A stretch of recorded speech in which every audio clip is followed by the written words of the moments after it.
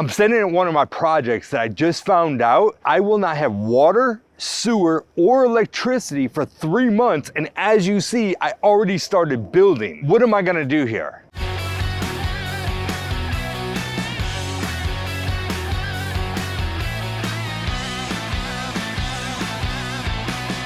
Sometimes in the building business, especially when you're on the development end of it, you can have some major surprises that could cost you a lot of time and money, where maybe you can't get water and sewer for months after you had already expected. In this video, I'm gonna show you some problems that came up on this project. It's gonna cost us a little bit of money, but definitely did not affect our schedule at all. Check this out. If you haven't subscribed yet, make sure that you hit that subscribe button and don't forget to hit the bell to alert you every time we drop a new video.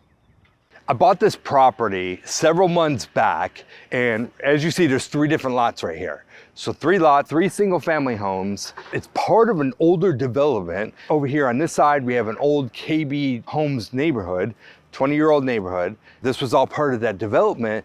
But as you see, on these houses over here, they're all on slabs, and these have a slope, and they're not gonna be able to put slabs here. Therefore, they did not want to buy that from the developer. So the developer got stuck with these 3 lots right here. And the way this whole thing started, this project has just been one thing after another, one learning experience after another of things I've never dealt with in over 20 years of building. One of the first things that came up.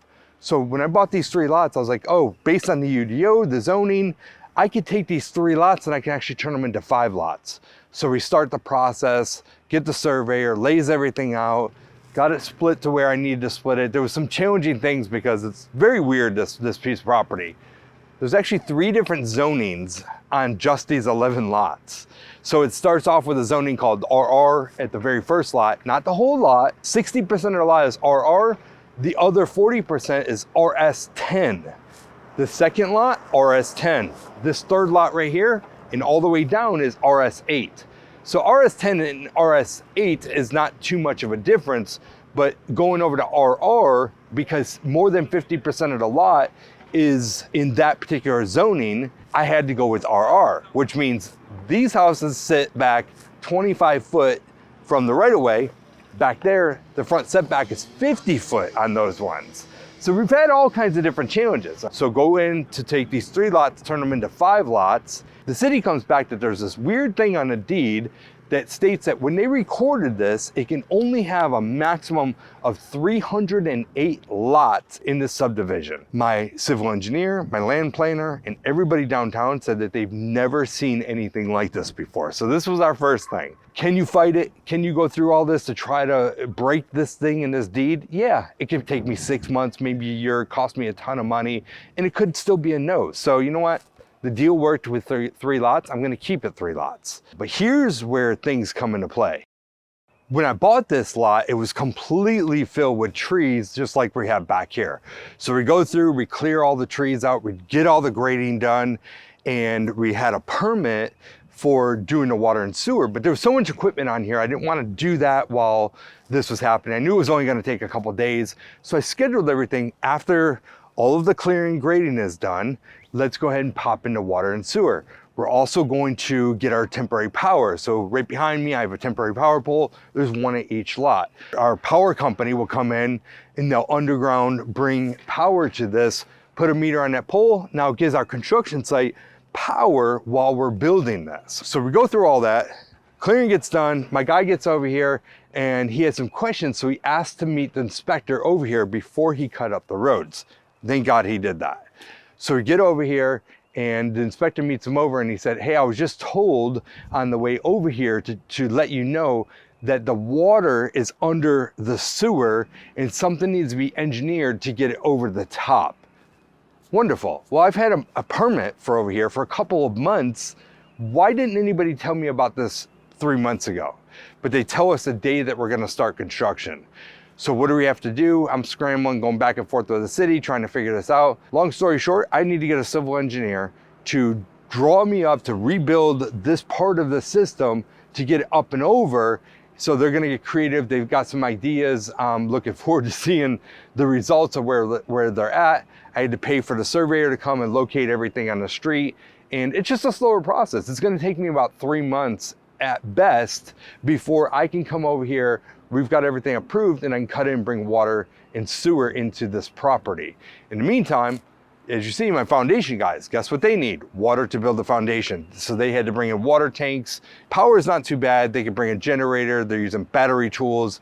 Not that big of a deal. So the next thing, my electrician comes and puts these temporary poles in. We had to get them inspected. We passed the inspection. Duke comes over here, Duke Power, our power company, comes over here to run the power. 20-something years, once again, I've never had to deal with this. Duke comes, they put power. Because I'm not doing developments, I'm doing infill stuff. Yes, I understand this is 11 lots, but right across on the other side of the street, right beside, on both sides of this whole thing, we have got a very newer, and I'm saying 20 years old, that's fairly newer neighborhood that has all this infrastructure in. Why would I not have it for just right here? So, and what I don't understand is how did all these houses get this water and sewer with the water being underneath the sewer line? So there's, and for obvious reason, why is that a problem? Sewer, any kind of sewer leak can get into the water. You want the water above the sewer. So I'm wondering how this got past 20 years ago and not today. I don't know if things changed so much or whatever, but we get Duke, we have this all set up. They're gonna bring the lines in. They get over here to do the work and say, hey, we can't do it. They call us up and say, hey, we cannot get power to your home, that we need to design something to bring the power from across the street, bore under the street, and get a transformer over here to be able to tap into each one of your properties. So now I've got to go through this whole process. How many square footage, how much power, what is power, what's gas, you know, all these different things to make sure that they know that they're bringing in the right amount of power for this development. Once again, roughly about 3 months, because now I had to have my surveyor come out here, give them some more data, what they need, put it all together, submit that to them. They have to create a design, go to the city, get everything approved. Once it's approved, then they do construction and get me work. So in the meantime, I went to go look and see, okay, should I rent a generator? So I reached out to a few different rental companies and got prices all over the place. Anywhere from $5,000 for 2 months, all the way up to $15,000 for 2 months to stick a bigger, heavier duty generator out here that sits on site and that everybody can tap into until I can get power over here. So I said 2 months because we're already roughly about a month into the process. We're figuring best case scenario that we're gonna be about 3 months. So I'm hoping that within 3 months, because it only takes me about 4 months, a little better than 4 months, about 130 days to build one of these houses. So what I ended up doing after that was doing some research, like how much wattage am I really going to need? The biggest thing that we're gonna need power for is the framers for their compressors, okay? So they're gonna run their compressors. My framer, he has 2 generators, but he's using them on another site. He would have had to buy another generator. And really, I'm just kind of looking, like, I know my framers, most of their power tools, their saws and stuff, they're using battery tools.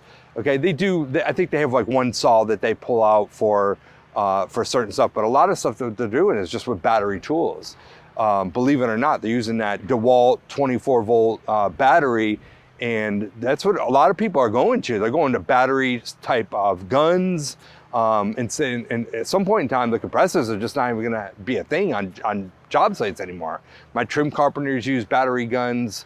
It's just something that's kind of going out. So the main thing, my point is that the generator is going to be used for that compressor and then maybe charging up batteries. So I don't need anything massive like I was going to rent, but I ended up doing a lot of research. I found a nice generator. It's a Westinghouse generator, 14,500 max wattage on it. Ended up, finding it at a really good price. I saw pricing anywhere from $1,500 to $2,800, depending on where you buy it. Got it shipped in, got some good OSHA-approved gas cans, and that's what we're gonna be using for power. I've set something up with my framer.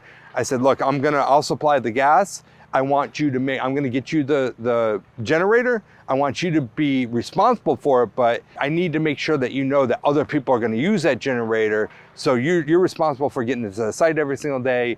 You're responsible for getting gas there. I'll pay for the gas, just send me a bill for the gas. And so that's what we ended up doing. So many people would have been like, oh, we've got to hold off. We can't start building. We're gonna lose 3 months while we get water, sewer, and power. Or let's get 80% of the build done while all that crap is happening and figure out a way to keep things moving. So that's what we did here. Are we gonna have to bring in another water tank for the tile guy, the drywall guys, all that stuff?